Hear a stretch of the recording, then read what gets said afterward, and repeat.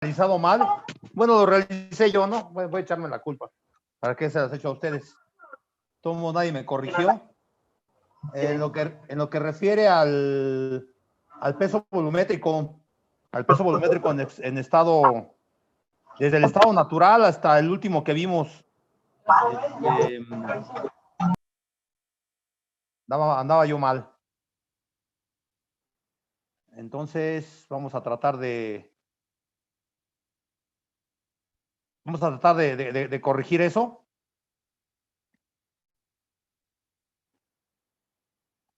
Voy a ir a las normas nuevamente.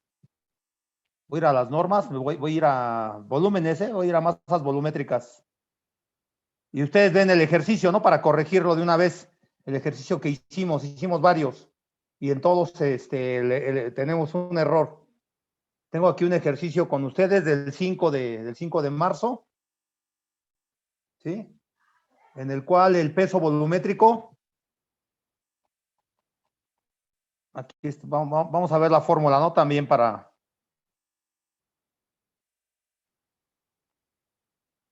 la fórmula que estábamos empleando. Esta no. Aquí hicimos fue el peso volumétrico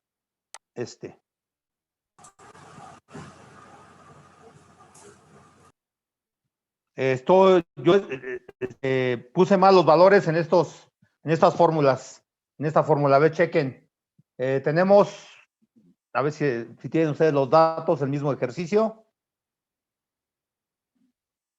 Tenemos el ejercicio en el cual el volumen del espécimen eran 63.62 centímetros cúbicos. El peso 250 gramos. Contenido de humedad 28%. Nos dio un peso volumétrico húmedo de 3.926.6. Y para el peso volumétrico seco, yo el contenido de humedad lo puse en decimales, ¿sí?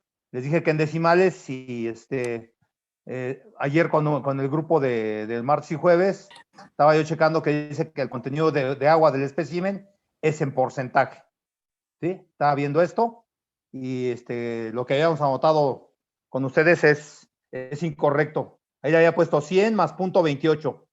Sería 100 más 28. 100 más 28, sí, ya checaron ese ejercicio, el ejercicio del 5 de marzo. Sería 100 más 28, sería 3.930 realmente es, para cerrar a un número entero.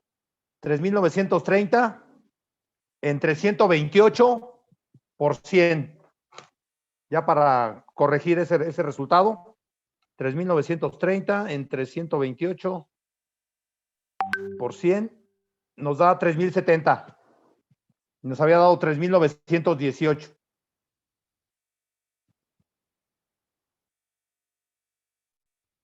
¿Sale?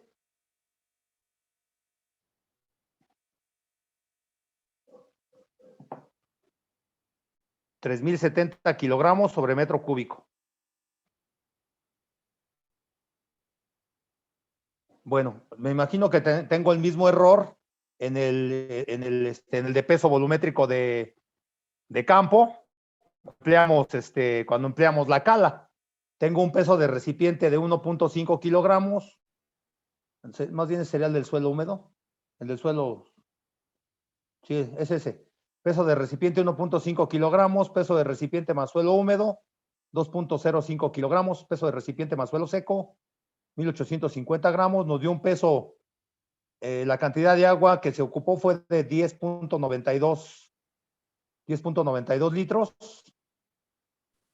Y tengo un peso volumétrico húmedo de 1.168 kilogramos sobre metro cúbico. 1.168 kilogramos sobre metro cúbico. A ver, chequen, es el otro ejercicio que creo que hasta lo dejamos de tarea. Es el de la cala que estamos viendo ahí. Sería 1.168.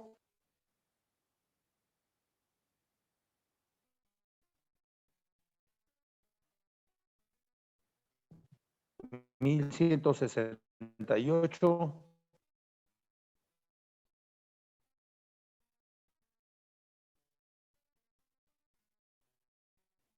entre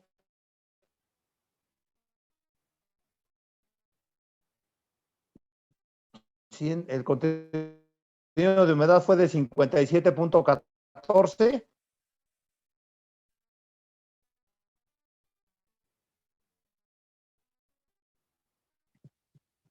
Entre 156.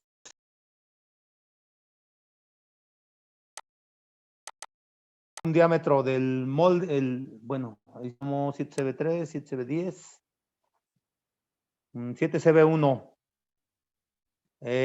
Diámetro del molde 25 centímetros, altura del molde 10 centímetros, peso del molde, ese ya sería la de peso volumétrico suelto, pero pues la fórmula sigue siendo la misma y está mal aplicada, ¿sí? La fórmula sigue siendo la misma y está mal aplicada.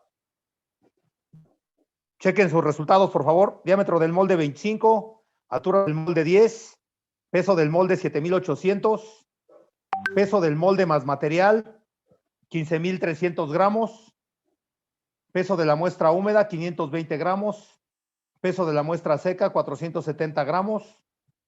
Nos dio un volumen del molde de 4,908.7 centímetros cúbicos.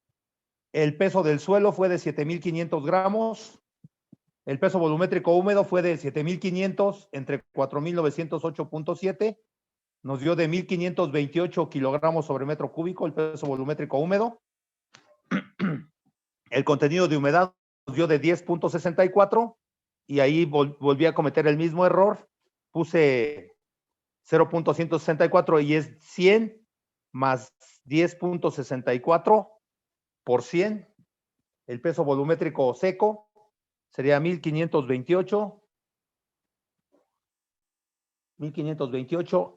entre 110.64 por 100.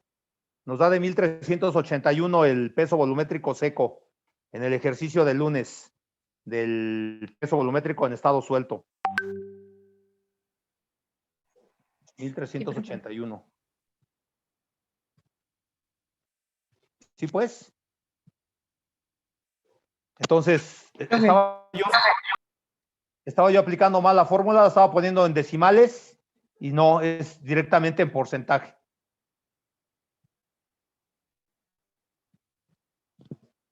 ¿Vale? Sí, profe. Sí, profe.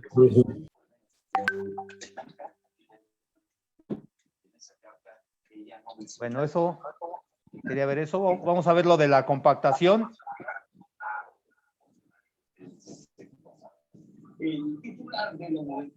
Estábamos viendo la energía específica de compactación de la prueba estándar.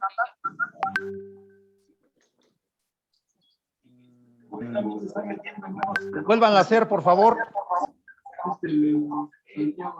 Hay un eco, ¿eh?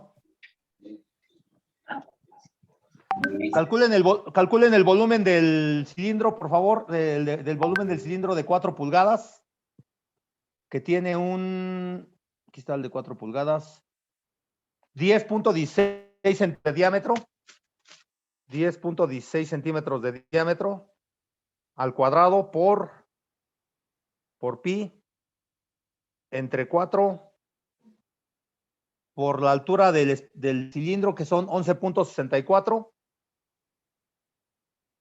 por 11.64 nos da de 943.69, ¿verdad? Sí, profe. 943.69. Chéquenlo y háganlo, por favor, ¿no? 943.69 centímetros cúbicos. Y son la masa del pisón, 2.5 kilos. Y su altura de 30.5.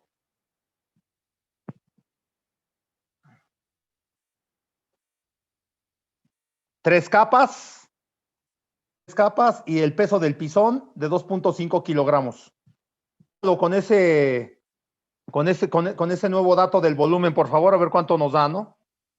Sería 25 por 3 capas por 2.5 kilogramos por 30.5 entre 943 6.69. Nos da una energía específica de compactación exactamente de 6.06 para la prueba estándar.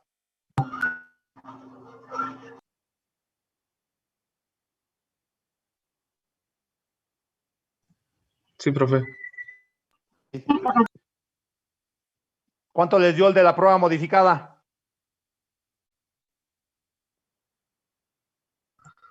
Vamos a hacerlo aquí entre todos. Ahora, N, el número de golpes por capa, según lo que dice aquí, son 56 golpes por capa. ¿Ok? N vale 56 golpes por capa. 56. El número de capas, vamos a ver cuántas capas sin aquí. 5 capas. 56 por 5. 56 por 5. 280. Vamos a poner la fórmula completa. ¿Sale? ¿Cuánto pesa el pisón? Ahora vamos a ver cuánto pesa el pisón. El pisón tiene 4.54 kilogramos. 56 por 5 por 4.54 kilogramos por la altura de caída de 45.7 kilogramos. 45.7, perdón, sí, la altura de caída de 45.7 centímetros. ¿Sale? Vamos a calcular el volumen del molde. Ahora vamos a poner el molde grande. El molde tiene un diámetro de 15.87 centímetros. 15.87 centímetros al cuadrado por pi entre 4 por su altura, que es de 11.64. ¿Qué volumen les da? 2302.48. Sí, déjalo con todos sus números. 0.48 centímetros cúbicos. Ahora sí hacemos la operación, ¿sale?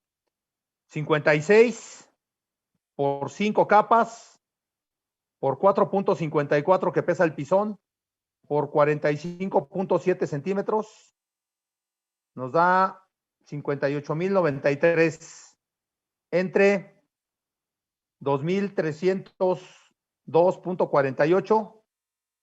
¿Qué energía específica de compactación les da? 25.23. 25.23 kilogramos centímetro sobre centímetro cúbico. ¿Sale? Entonces ya tenemos la energía específica de compactación. Ya platicamos la clase anterior por qué cambia. Ya platicamos la clase anterior por qué cambia.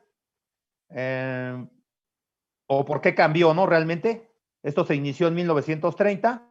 Me encontré un video más o menos para ver el ensayo. Vemos el ensayo en el video y y después pasamos a ver la normativa nuevamente. ¿Vale? Sí, profe. O si tienen alguna pregunta, no sé. No, profesorita, no. No, profesor.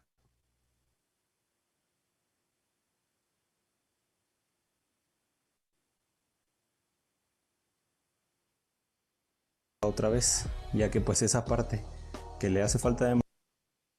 Seguramente les ha pasado o les pasará ver esta escena.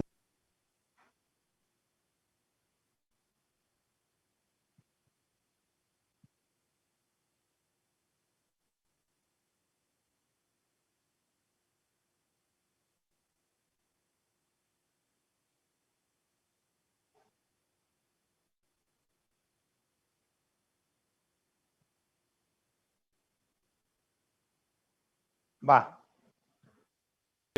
Voy a mostrarles cómo calcular uno de los valores más utilizados en las terracerías, que es el valor máximo de compactación de un material, así como su humedad óptima. Seguramente les ha pasado o les pasará ver esta escena durante su obra. Te acercas al laboratorista y le preguntas, ¿qué tal está la capa? Te dice, pues pasa, Inge, 95, 90, o la típica, no, Inge, está bien flojo, a esto le falta un chingo de agua. ¿Pero en qué se basa para decirte que le falta o no? Yo antes no sabía cómo llamarle a esta prueba. Yo le decía la Proctor o la AASHTO, pero después vi que también la ASTM tenía una prueba similar. Entonces, la ASTM y la AASHTO son asociaciones dedicadas a estandarizar estas pruebas, pero quien desarrolló esta prueba fue el ingeniero Ralph Proctor, de la cual viene su nombre, por lo que decirle la prueba Proctor de la AASHTO sería lo más correcto, que es la que utilizamos aquí en México. Además, esta prueba tiene dos variantes, la estándar y la modificada. La estándar es la que realizó el señor Proctor en sus tiempos, y la modificada se hizo unos 25 años después, con la llegada de nuevo equipo mejor para la compactación de los materiales. Entonces, empezando, vamos a ver qué es lo que necesitamos para realizar esta prueba. Para empezar, necesitamos los pisones y los moldes de cada prueba. Como ustedes verán, el de la derecha es más chico, tanto el pisón como el molde, y el de la izquierda pues es más grande. El estándar obviamente es el de la derecha y el modificado es el de la izquierda. Para no aburrirlos con las especificaciones de cada uno, les voy a dejar en la descripción un link en donde vienen todas las características que debe tener cada uno. Además de nuestros moldes, también vamos a ocupar una regla metálica, ¿sale?, para enrazar los moldes, una báscula, una probeta, la malla de 3/4, que también podríamos ocupar la malla del número 4, pero para la prueba que vamos a hacer el día de hoy solo ocupamos la de 3/4. Más adelante les explico por qué. Una charola, una cuchara y aceite quemado, ¿sale? El aceite es para engrasar los moldes. En la AASHTO hay 4 maneras de hacer esta prueba, que son la estándar y la modificada, con material cribado a través de la malla número 4 y con material cribado a través de la malla número 3/4. En el link que les dejo en la descripción viene un poco más explicado esto, pero la más utilizada es para terracerías, la cribada con material de la malla 3/4. Ustedes verán también en campo a veces que los laboratoristas retienen a veces algunas piedras. ¿Qué significa esto? Pues que estas piedras no deben entrar dentro del estudio porque son mayores a 3/4.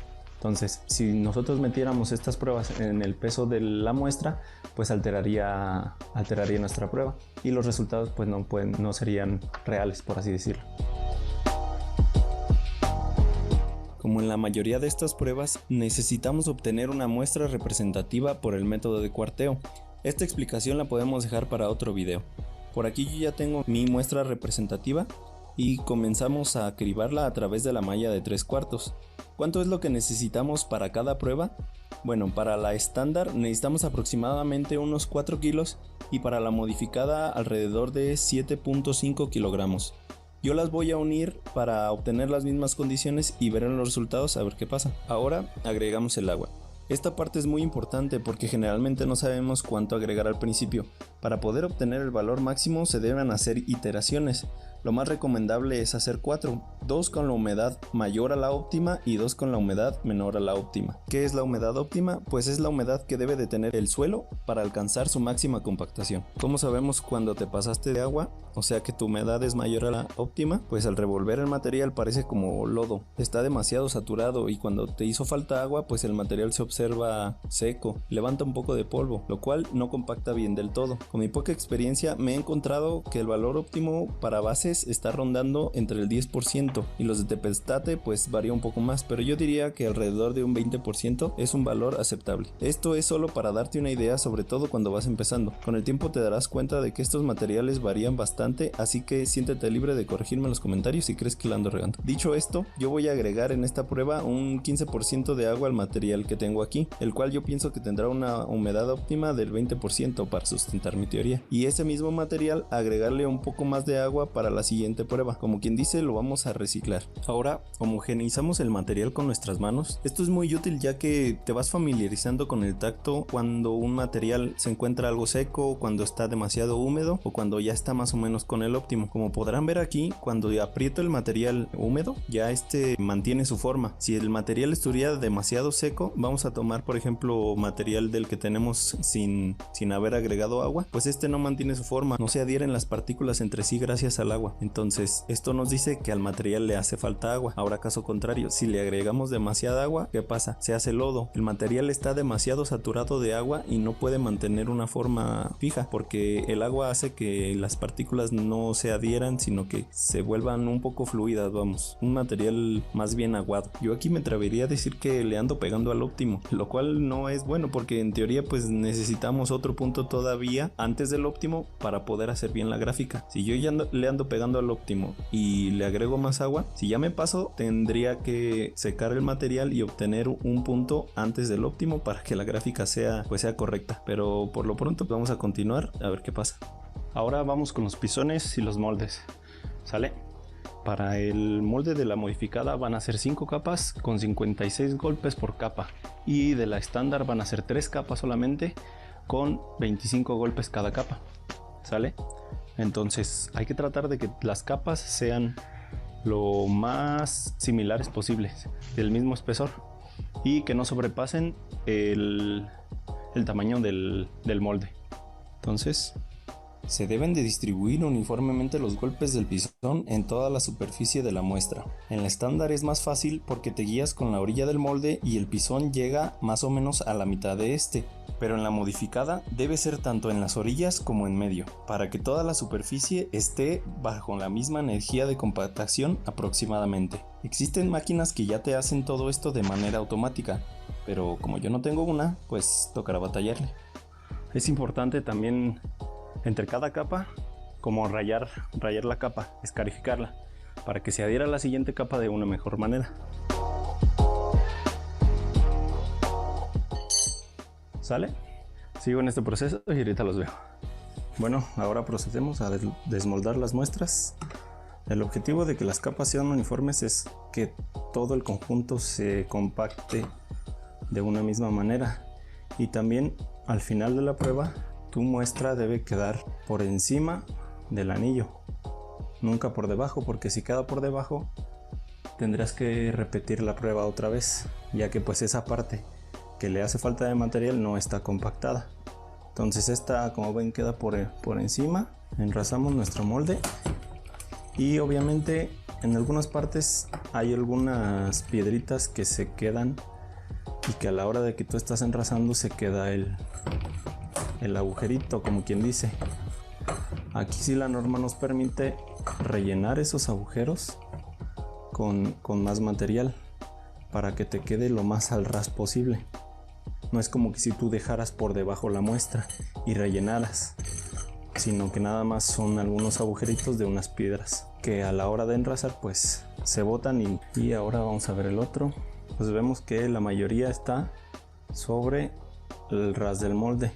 Entonces procedemos a enrazar, y lo mismo aquí. ¿Vieron que salió una piedra de aquí? Miren, aquí está esta pinche piedra. Entonces agarramos material del sueldo que sacamos del enrase. Obviamente no agarramos material grueso, sino material fino. Lo metemos y continuamos con el enrase. Ahora limpiamos nuestro molde.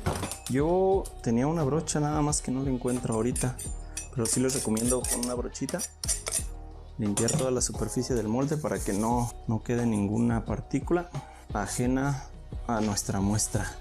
Ok, pesamos y anotamos. Esta es la estándar y la modificada.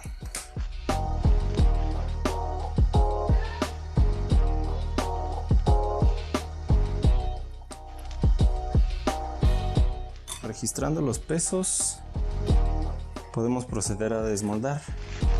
Una última cosa, antes de que retires todo el material del molde, necesitas obtener una muestra para sacar el porcentaje de humedad de este material. ¿Sale? Para saber qué humedad tiene y calcularla con respecto a su peso. Lo que recomienda la norma es obtener el material de la parte del medio del molde para la prueba de humedad. ¿Sale? Entonces, como ustedes verán, ya disgregué yo lo que estaba en la parte inferior. Esta es nuestra parte inferior del molde. Puede ser de la superior o de la inferior, no importa. El chiste es que tú retires todo ese material y de aquí de en medio obtengas una muestra para lo que va a ser nuestra prueba de humedad. ¿Sale? Entonces la pesamos y esta va directo al horno.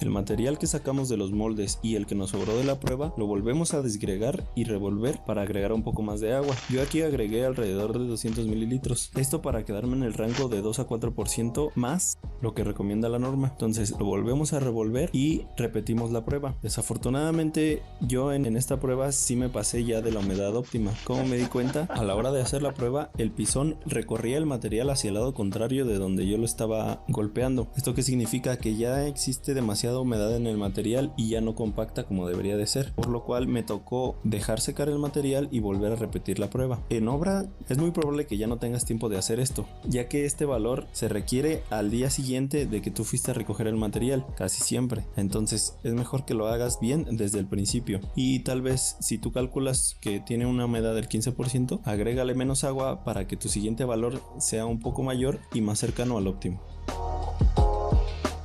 Ya que tenemos nuestros pesos secos de la muestra de humedad, podemos pasar ahora a vaciar los datos. Como ustedes podrán ver, yo ya tengo aquí un formato para esta prueba. Yo les puedo dejar en la descripción un link para que descarguen este formato en PDF y puedan hacer ustedes sus cálculos y su vaciado de datos a mano. Si ustedes quieren hacer ya un formato más elaborado, pues les recomiendo la verdad hacer un Excel ya programado para que les calcule automáticamente todos los datos como yo lo tengo aquí.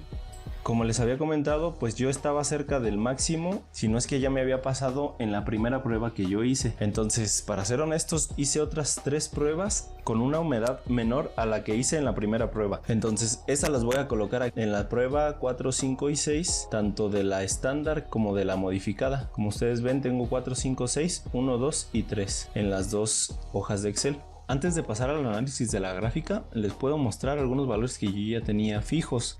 ¿Cuáles son estos? Pues la masa del molde y el volumen del molde. Estos dos se calculan dependiendo de tu molde. No deben variar mucho, ya que las normas tienen un estándar y todos los moldes deben ser lo más parecidos. Pero yo sí te recomiendo que calcules tanto la masa como el volumen de tu molde para saber exactamente cuánto es lo que mide. Obviamente sabes cómo calcular un volumen de un cilindro, ¿verdad? Ya que tenemos todos nuestros datos, el contenido de agua se calcula con esta fórmula de aquí. La masa volumétrica húmeda se calcula con esta fórmula de aquí. Y la masa volumétrica seca, que es la que vamos a utilizar en la gráfica, se calcula con esta fórmula de aquí. ¿Sale? Aquí están los datos que se utilizan para cada fórmula. Como podrán ver, hay unos picos que nos muestran la masa volumétrica seca máxima que alcanza nuestro material. ¿Qué quiere decir esto? Que es lo que más puede pesar nuestro material en esta prueba, tanto en la estándar como en la modificada. Aquí tenemos que la masa volumétrica seca máxima de nuestra prueba estándar es aproximadamente 1610 kilogramos por metro cúbico, con una humedad óptima de 18%. Y la máxima de nuestra prueba modificada es 1730 aproximadamente kilogramos por centímetro cúbico, con una humedad óptima del 16%. Este es el valor que los laboratoristas y que todos los laboratorios obtienen para saber a qué porcentaje de compactación está tu material. El material generalmente se encuentra en esta zona. ¿Por qué? Porque es muy difícil alcanzar una humedad óptima sin pasarte un poquito. Al pasarte tú de la humedad óptima, lo que pasa es que se generan baches en tu capa. Que son baches, pues es un exceso de humedad en algunas partes y esto ocasiona desperfectos en la capa y por lo tanto en la carretera. Entonces generalmente lo que hacen las empresas es llegar a un valor cercano, pero no tanto como el óptimo. Y lo que buscan es alcanzar el valor máximo que te pide en el contrato, en este caso en el catálogo de conceptos, que generalmente para tepetates y bases es el 95%, a veces incluso te piden el 100%. Como podemos ver aquí, pues el valor de humedad óptima en una prueba estándar es mayor a la humedad óptima en una prueba modificada. Esto yo me imagino debido a que entre más energía de compactación hay en la capa, menos espacio hay entre cada partícula para que quepa el agua. Por lo tanto, la humedad necesaria es menor a la humedad que se necesitara con una menor energía de compactación. Para no desvariar tanto, dejo que ustedes saquen sus propias conclusiones, hagan sus propias pruebas y pues compártanme sus resultados. Espero que les haya gustado el video. Si les ha gustado, compártanlo con sus amigos que no saben cómo hacer esta prueba. Suscríbanse, que subo video cada semana. Y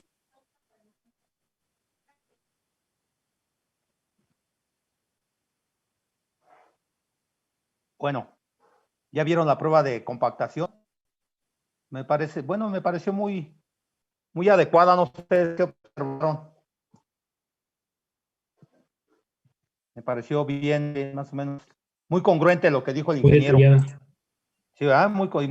A comparación de otras que habíamos visto, esta me pareció bastante congruente, ¿no? Hasta nos explicó exactamente lo que también ya habíamos platicado en cuanto a la prueba Proctor, de dónde se originó y después el por qué exactamente sucedió, ¿no? Pues ya lo dijo todo aquí el compañero, ¿no? Y lo demás está aquí en la normativa. Tenemos dos variantes, uno uno que es la prueba Proctor estándar, otro que es la prueba Proctor modificada. Ya vimos las energías específicas de compactación de ambas. Importante lo que él dijo, ¿no? En un momento determinado, cuando empezó el proceso, cuando le agregó el agua, realmente se le agregan muy directa, ¿no?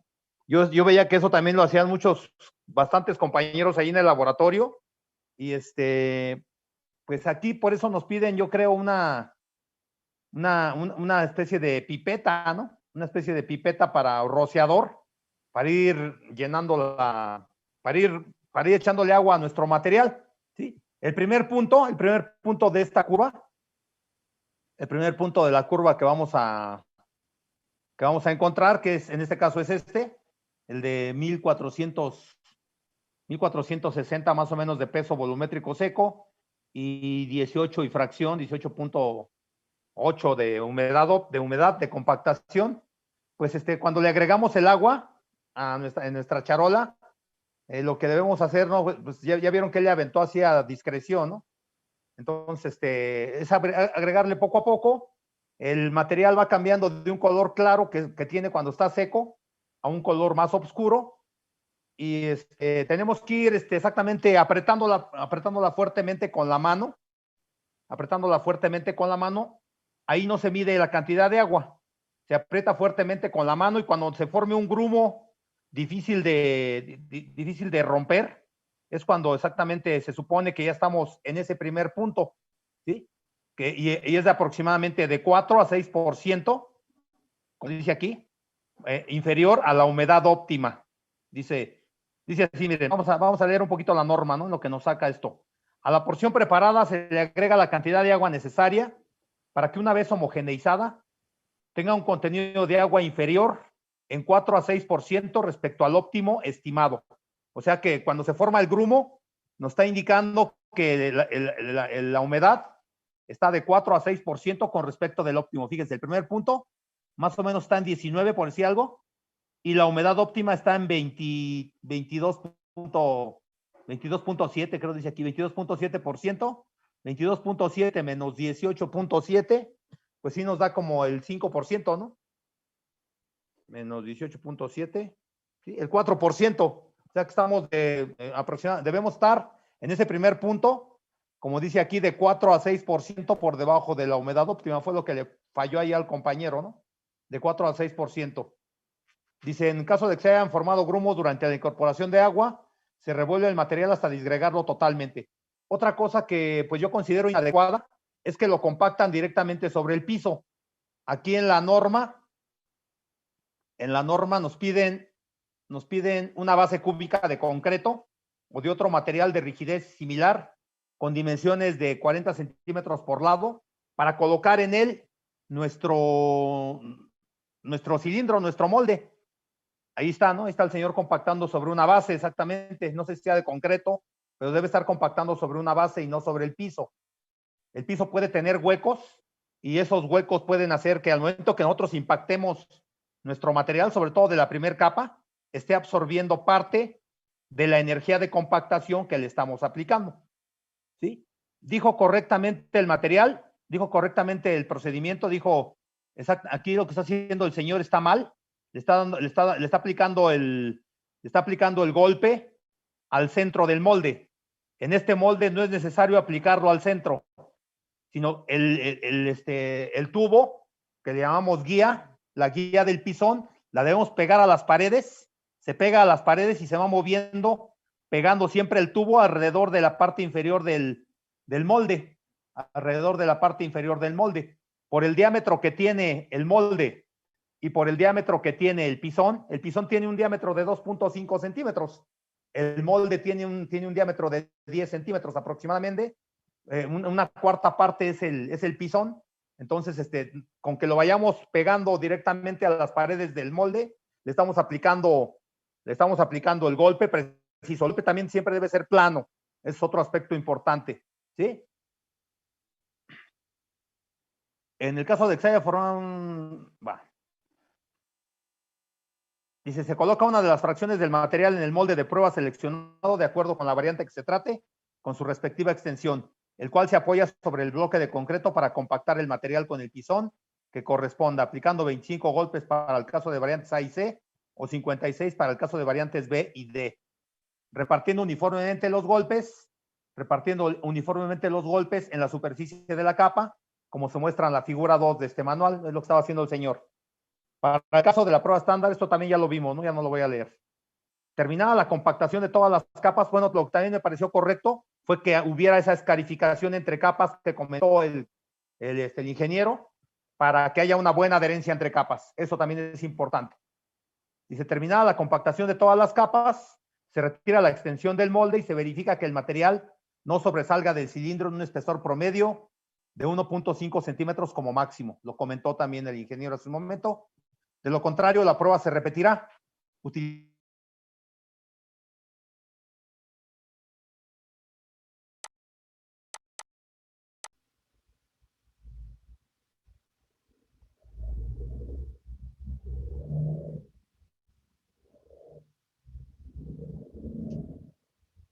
Regresamos a la norma.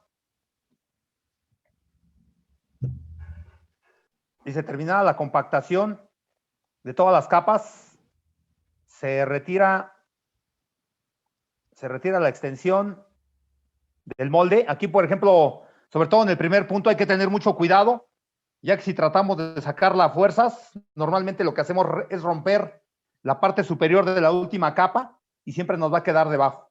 Entonces ahí yo la recomendación que les daba cuando estábamos en la escuela es que con el mismo desarmador lo escarificáramos, o sea, lo rayáramos en la periferia interior del molde, de la extensión, y hasta que encontrábamos la unión entre el molde y la extensión, quitáramos esa extensión para que no se rompiera esa última capa. Nunca debe quedar por debajo, como dijo el ingeniero, nunca debe quedar por debajo porque pues obviamente ya no nos va a dar el volumen que es el que ya calculamos de nuestro molde, de nuestro cilindro de compactación. Y tampoco se vale adicionarle material suelto, a menos que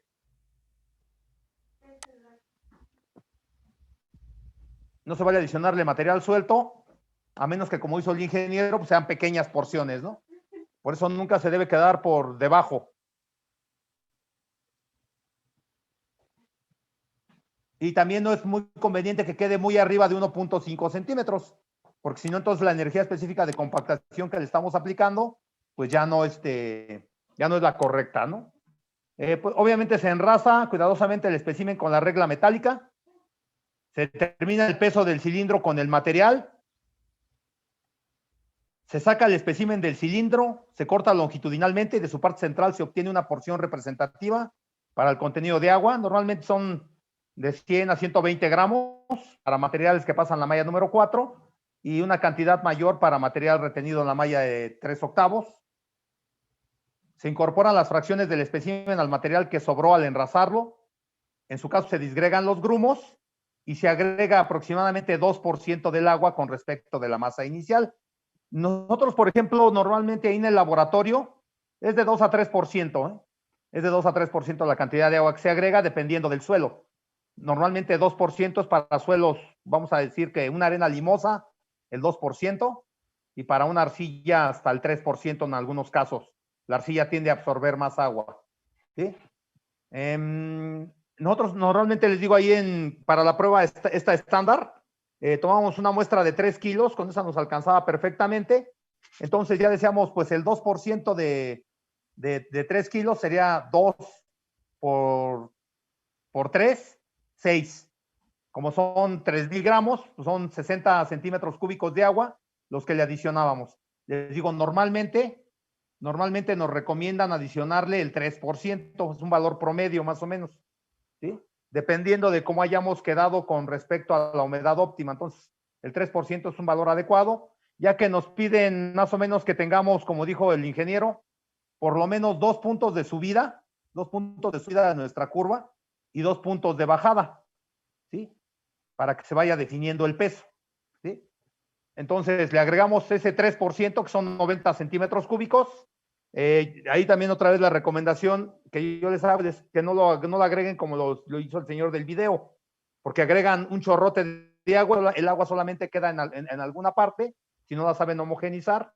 Entonces, lo más correcto es irse agregando a toda la muestra, homogenizarla y volverle a dar otra pasada de agua hasta tener el 3%, ¿sí? Esta prueba es repetitiva, ¿sí? Después de que le agregamos ese 3% de agua, volvemos a compactarla y obviamente obtenemos otro punto, otro contenido de agua y otro peso volumétrico seco, ¿sí? Obtenemos otro peso volumétrico seco. Le agregamos más agua y obtenemos otro punto y otro peso volumétrico seco. Le agregamos más agua y aquí ya llega un momento en que el peso volumétrico seco tiende a disminuir, ¿sí? No así la humedad, ¿sí? La humedad se sigue incrementando y el peso volumétrico seco tiende a disminuir al incrementar la cantidad de agua. Preguntábamos, ¿por qué sucede esto?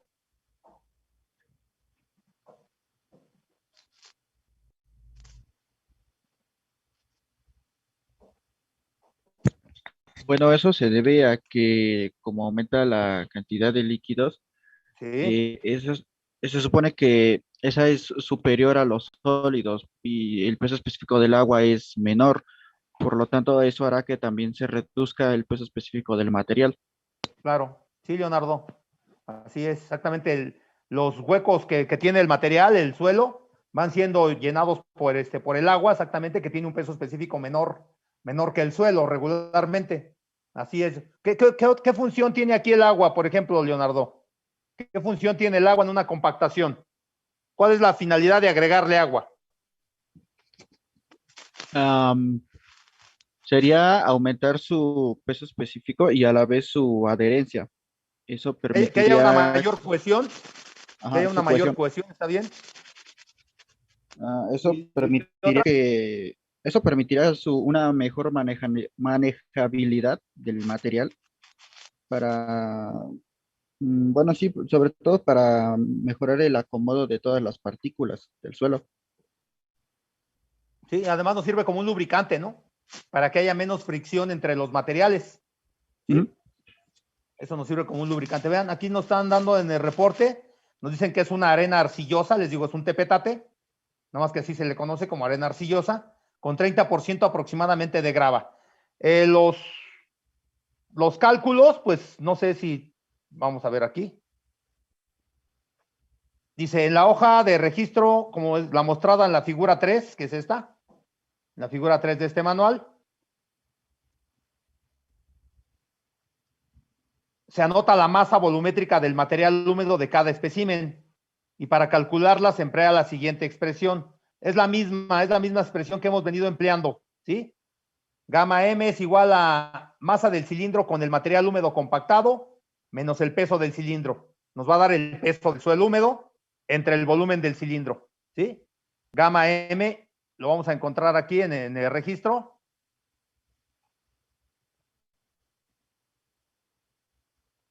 Aquí está, masa volumétrica húmeda, ¿sí? Que sería el peso del suelo húmedo, hágalo, 3,699, masa del suelo húmedo en gramos, 3,699, entre el volumen del molde, 2,133. 3,699 gramos para el primer punto, ¿no?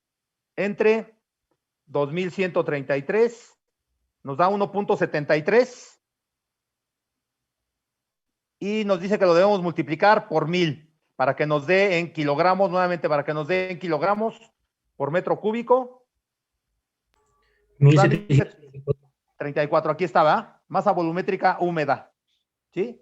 Para la masa volumétrica seca, que es el dato que necesitamos para esta gráfica, que está en el eje de las ordenadas, la masa volumétrica seca, necesitamos, vamos a dividir 1,734, que es el peso volumétrico húmedo, entre el contenido de humedad de este primer punto. El contenido de humedad en por ciento, que vale 18.9. Sería entonces 1,734 entre 118.9 por 100. 1,459. 1,458.5. 1,458, aquí está, es el último, ¿sí? Entonces, esto lo vamos a llevar a la gráfica. 1,458, aquí está. 1,450, 52, 54, 56, 58. Y un contenido de humedad. Un contenido de humedad, dijimos, de 18.9. Sí, aquí casi 19%. ¿Ok? Ese es nuestro primer punto. Les digo, se le agrega agua y obtenemos un segundo punto. Debemos obtener, como les comentaba, cuando menos, y como dijo también ahí el compañero, 2 puntos de subida y 2 puntos de bajada. ¿Sí? Una cosa bien importante, ¿no? Cuando tracen su curva, vean dónde está, dónde se corta la curva. No hay un parámetro así ideal, pero pues obviamente el peso volumétrico seco máximo no puede ser mayor a ninguno de los que, o no es mayor a ninguno de los que tengamos aquí, obviamente. Aquí el mayor peso volumétrico seco fue de 1,511 y pues es por la aproximación que tenemos. Les dio a ellos el peso volumétrico seco máximo fue de 1,512.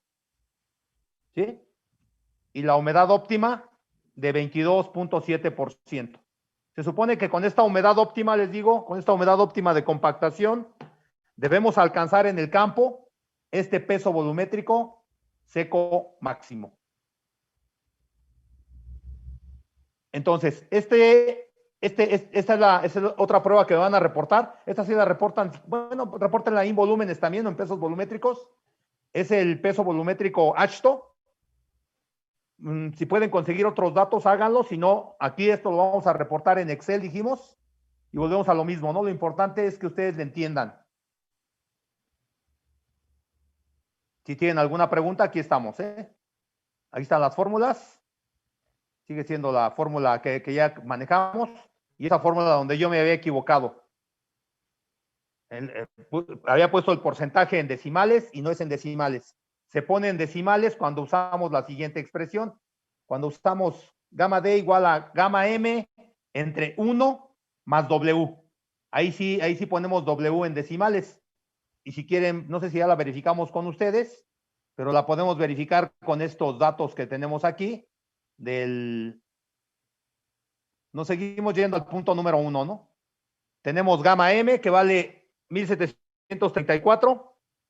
1,734 entre 1.189 y nos da 1,458.3. ¿Sí?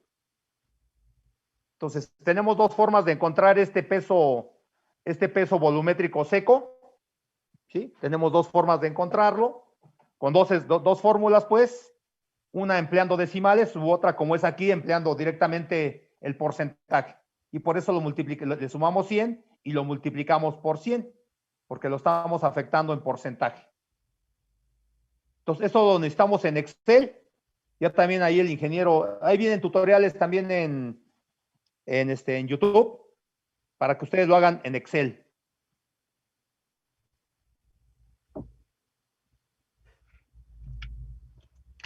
Y les vamos a dejar de tarea, ahí lo van a anotar ustedes en su reporte de prácticas. ¿Para qué sirve determinar la curva de saturación teórica del material? Que es la que nos están haciendo mención aquí. ¿Sale? Eso me lo van a poner en el mismo reporte de práctica. ¿Para qué se determina la curva de saturación teórica del material? No me lo digan. Si ya lo saben, no me lo digan. ¿La curva de qué, profe? Esta que está aquí, sí estamos viendo la norma, ¿eh? La curva de saturación teórica del material. Curva de saturación teórica del material. ¿Para qué sirve determinar la curva de saturación teórica del material? Aquí nos dicen cómo calcularla. Ahí está la expresión para calcular la curva de saturación teórica.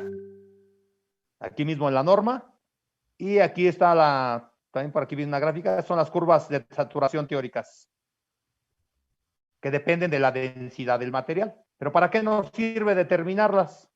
¿Sí? Para evitar errores, dice que las pruebas se realicen en un lugar cerrado, siempre lo dicen. Que la muestra utilizada para la prueba de compactación se seque solamente lo necesario para poder disgregarla.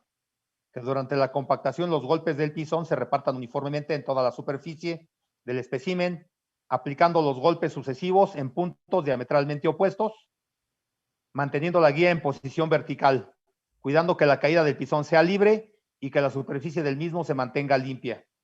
Que la curva de compactación se obtenga siempre con contenidos de agua crecientes y no secando la muestra, como le hizo la persona del video. Que el contenido de agua del primer espécimen sea inferior al óptimo y que cada una de las ramas de la curva mencionada se defina como mínimo con 2 puntos. O sea, debe haber 2 puntos de subida y 2 puntos de bajada. También lo que dijo bien el ingeniero de la prueba anterior fue que exactamente la humedad óptima es menor. La humedad óptima es menor en una prueba modificada y el peso volumétrico seco máximo es mayor en la prueba modificada. Ese es el otro dato, ¿no? O sea, con menor humedad se consigue una mayor densificación. ¿Preguntas?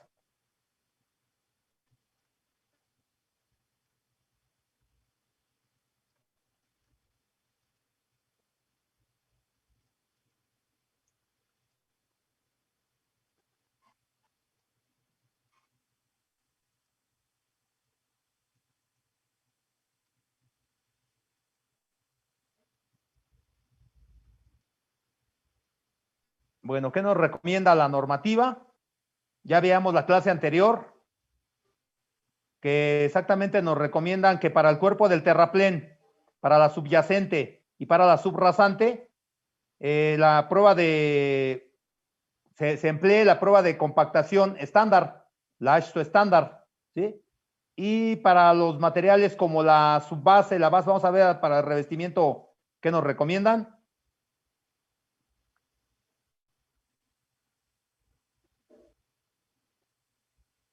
Estos materiales para revestimiento ya deben ser, requieren un cierto tratamiento. También nos piden la AASHTO estándar para el revestimiento, salvo que el proyecto, la Secretaría indique en otra cosa, dice que es la AASHTO estándar para el revestimiento. Vamos a ver para la subbase, para subbases y bases, para subbases.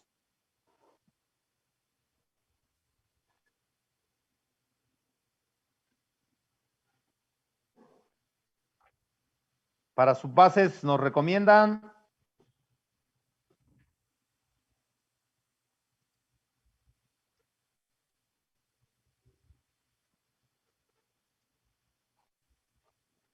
dice que la prueba AASHTO modificada, ¿sí?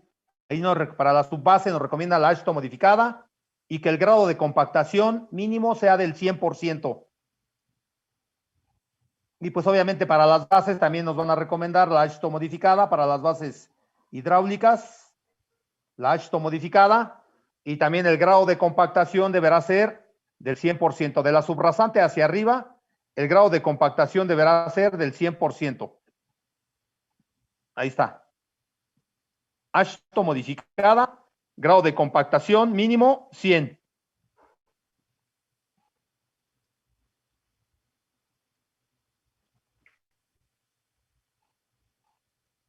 ¿Preguntas?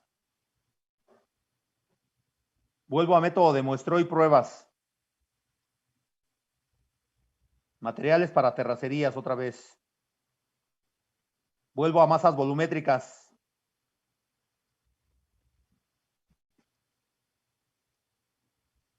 Seguimos hablando de volúmenes, ¿sale? Voy a ir a la última parte, donde veíamos los coeficientes de variación volumétrica. Ya tenemos el primero, que era el coeficiente de variación volumétrica de estado natural a estado suelto. El otro es el coeficiente de variación volumétrica del material de estado natural a estado compacto. Ese estado compacto es cuando ya vamos al campo y exactamente se aplica el proceso de compactación con alguna maquinaria, ¿sale? Lo que hizo el compañero, lo que hizo en el video fue exactamente por medio de la arena, verificar el peso volumétrico del material en estado compacto. Vamos a pasar enseguida a ver cómo obtenemos ese ensayo, ¿no? Y dice, la otra es determinación del coeficiente de variación volumétrica del material de estado suelto a estado compacto. Todavía no conocemos cómo obtenemos el estado compacto.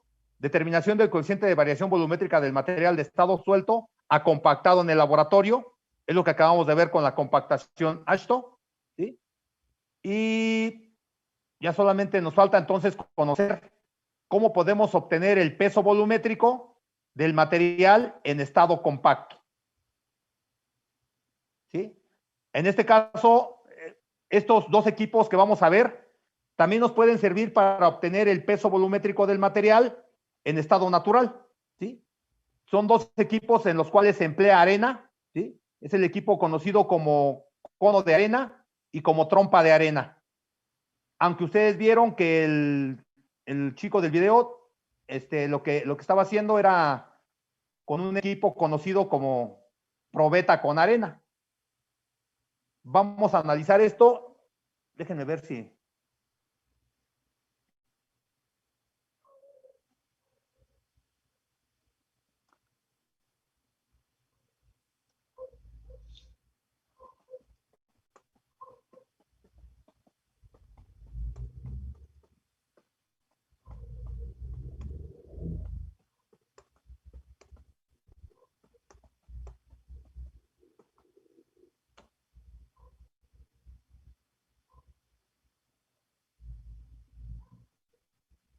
Va. Ya encontré uno. Me parece bien. Ok. Bueno, antes de pasar a esto, rápidamente, respuesta a las preguntas. Respuesta a la pregunta que dejamos sobre economía. ¿Quién la tiene?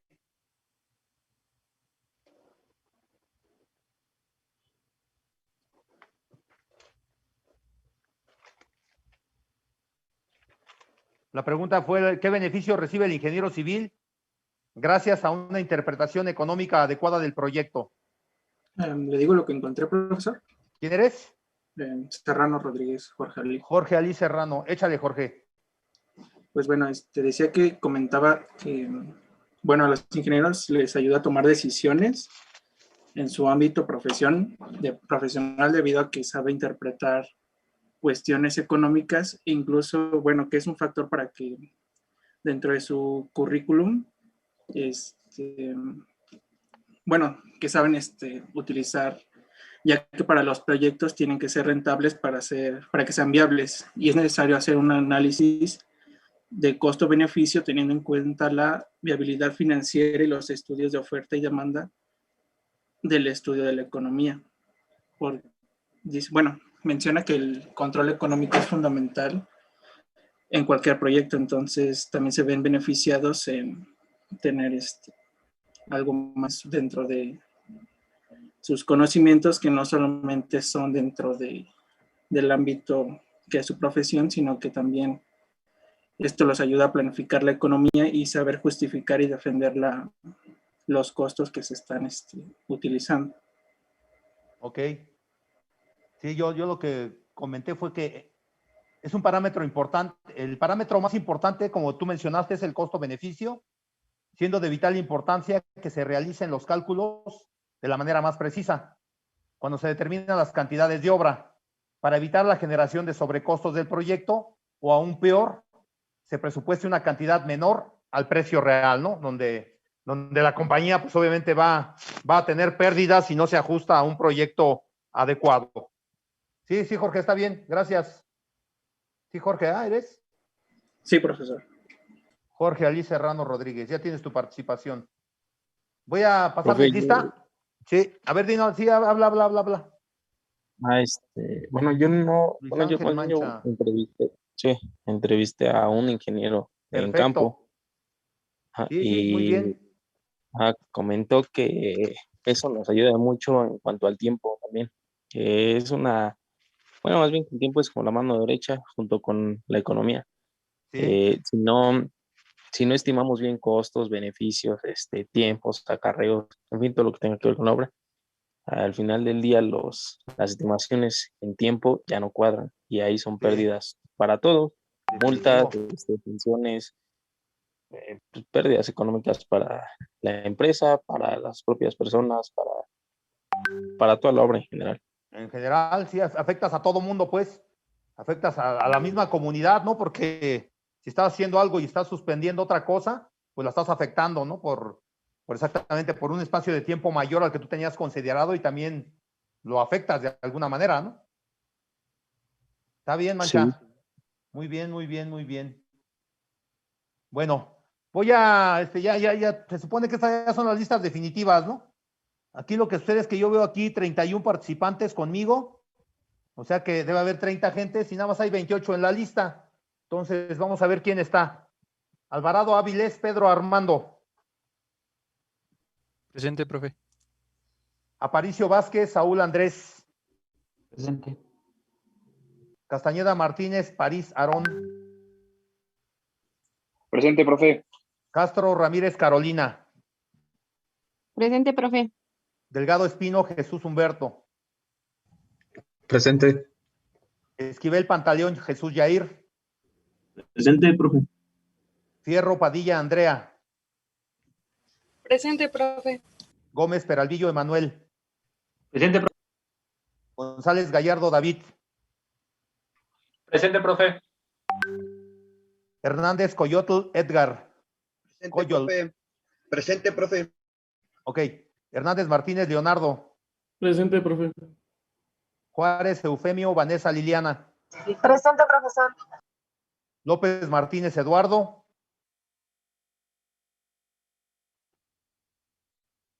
Falta. Mancha Gámez, Luis Ángel, aquí está. Presente. Mandujano Hernández, Daniel. Presente. Dío Ángeles, Pablo. Presente. Ortega Bojorges, Pamela. Bojorges, Pamela. Presente, ingeniero. Palma Torres, Michelle. Presente, profe. Pérez Gutiérrez, Juan. Presente, ingeniero. Ramírez García, Arturo. Presente, profe. Santos Lozano, David. Presente. Serrano Rodríguez, Jorge. Presente, profesor. Sierra Sánchez, Suseli. Presente, profe. Silverio Mendoza, Arturo.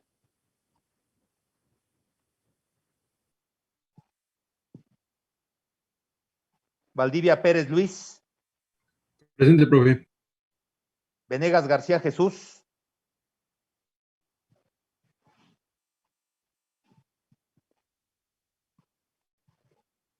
Zamora Montoya.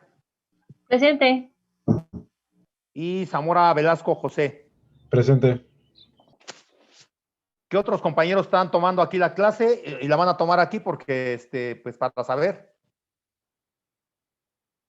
¿Y de qué grupo son? O si yo los invité, a lo mejor sí yo invité a algunos, pero no me acuerdo. Nada más díganme su nombre para saber que yo los invité. Profe, yo estoy conectada con 2 dispositivos. A lo mejor el profe también le aparece uno de más. Igual yo, profe.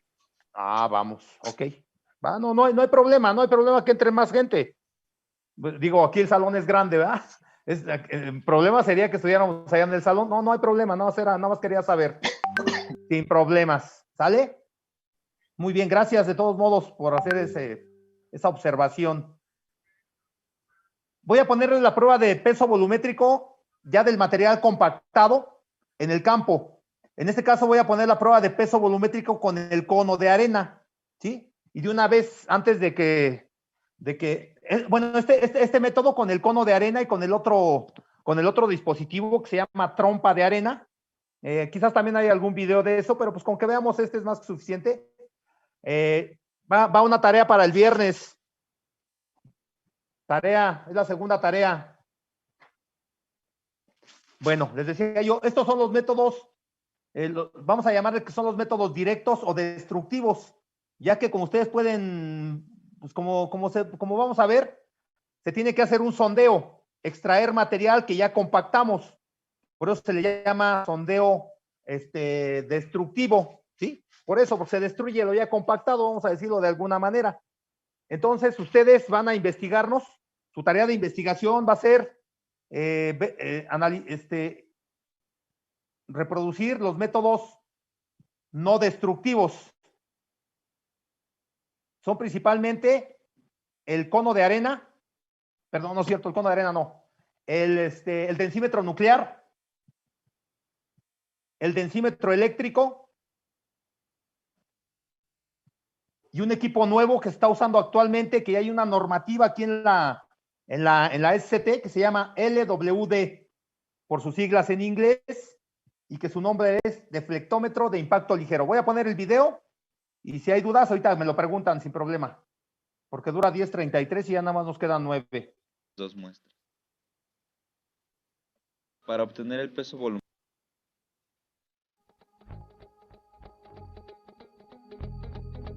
Práctica 3. Peso volumétrico C. Malla número 20 y número 30. Dispositivo para determinación de volúmenes. Placa base. Molde metálico. Vernier. Cucharón. Varilla para enrasar. Papel de envoltura. Flexómetro. Flaneras. Barreta. Horno de secado. Hey, ¿te gustaría ganar dinero realizando instalaciones eléctricas? Sí. Aprende conmigo en el Diplomado de Instalaciones Eléctricas de Aprende. Báscula. Procedimiento. Para la realización de esta práctica, se utilizó aproximadamente 10 kilogramos de arena estándar seca que pasa a la malla número 20 y se retiene en la malla número 30. Calibración del cono. Para esto, se llenó el envase de vidrio, el cual está unido con el cono de arena y fue pesado.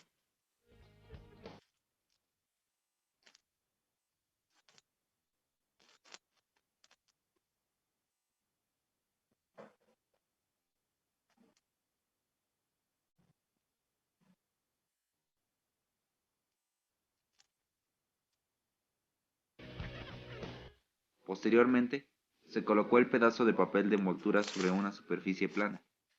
Luego, se colocó la placa base del dispositivo de cono en el centro de la hoja de papel. Se invirtió el recipiente sobre la placa base. Se abrió la válvula que permite el flujo de arena.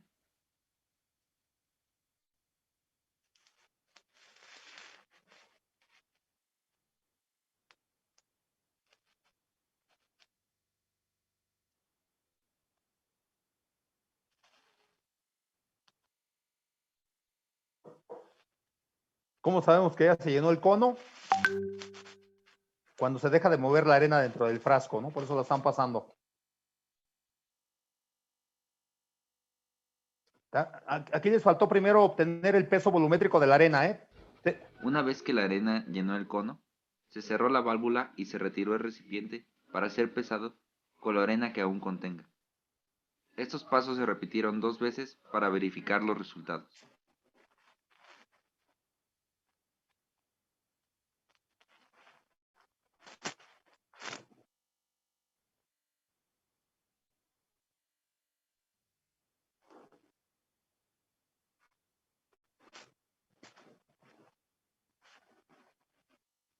Calibración de la arena. Se llenó el envase de vidrio, el cual está unido al cono de arena y fue pesado.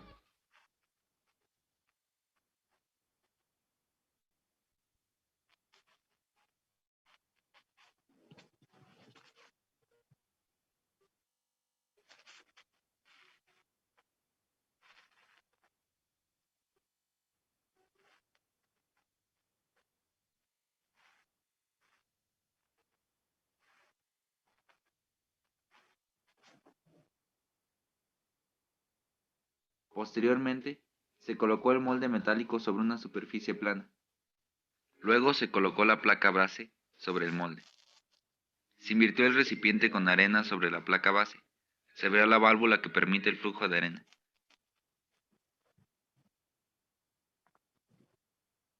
Una vez que la arena llenó el cono, se cerró la válvula y se retiró el recipiente para ser pesado. Estos pasos se repitieron 2 veces para verificar los resultados.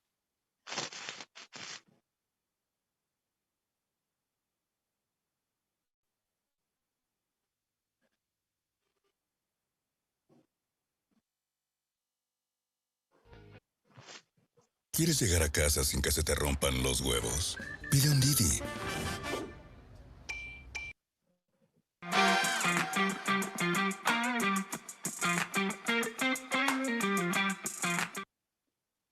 Determinación del peso volumétrico seco en el campo. Se llenó el envase del vidrio al cual está unido el cono de arena y se pesa.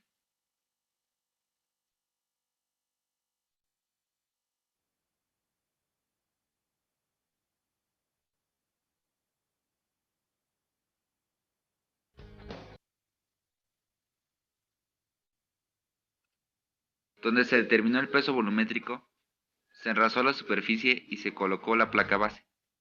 Se excavó el suelo a través de un agujero de la placa base. El material que se extraía se colocó en bolsas para evitar la pérdida de humedad.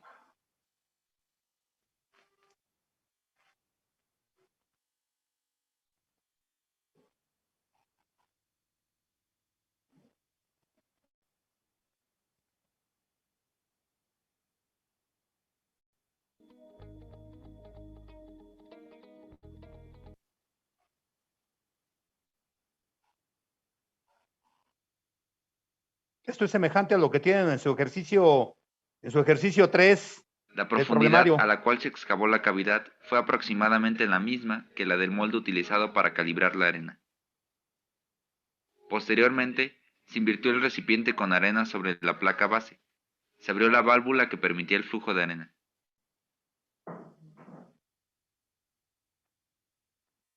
Una vez que la arena llenó el cono, se cerró la válvula y se retiró el recipiente. Se pesó el recipiente con la arena que aún contenía y también el material extraído de campo.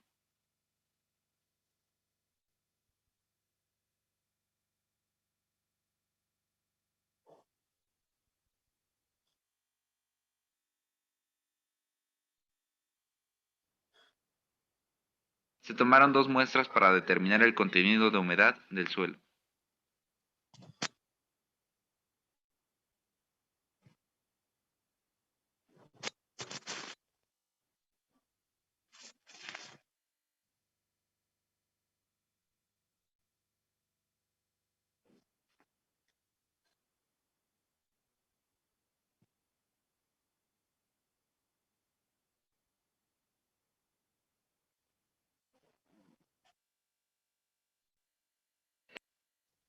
Hey, ¿te gustaría ganar dinero realizando instalaciones eléctricas?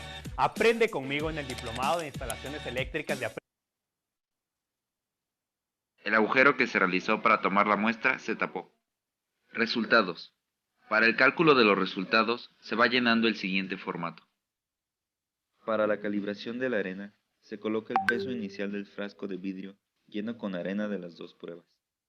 En la segunda columna se coloca el peso final del frasco con arena después del proceso de determinación del peso de arena en el cono. El peso de la arena que ocupa el cono y la perforación de la placa se obtiene con la diferencia del peso inicial menos el peso final. Luego se obtiene un promedio de las 2 pruebas. Para la humedad de la arena, en la segunda tabla, se coloca el peso húmedo de las 2 muestras y el peso seco después de haber salido del horno. El peso del agua se obtiene con la diferencia del peso mojado menos el peso seco. El contenido de humedad se obtiene de la relación del peso del agua y peso seco. Además, se obtiene un promedio del contenido de humedad de las 2 muestras. Para obtener el peso volumétrico del material, Se reconecta, ¿no? Por favor, nada más para ver el final. del cual se tomaron La voy a 3 parar medidas porque ya de nos su va a sacar. diámetro y altura. Sí, profe.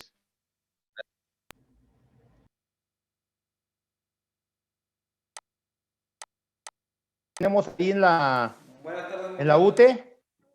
Les recomiendo que vean ese manual. Por ahí están preguntando la tarea otra vez ya rápidamente, ya para salirnos. Es densímetro eléctrico, densímetro nuclear,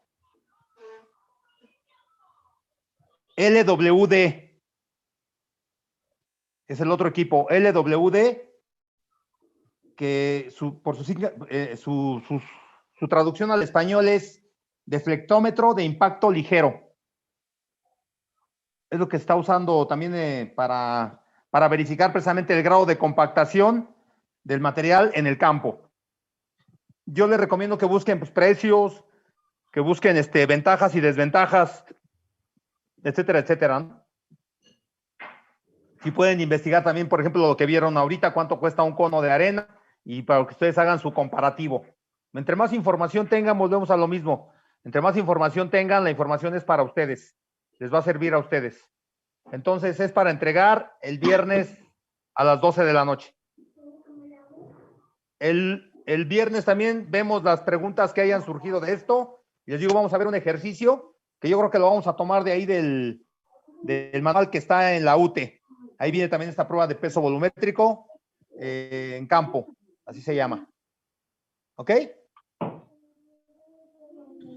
Sí, profe. Si no hay alguna otra pregunta, porque vi que estaban preguntando eso acá en el WhatsApp. Si no hay otra pregunta, pues nos veríamos el viernes. ¿Ok? Sí, profe. Sí, profe. Que les vaya muy bien. Profe. Gracias.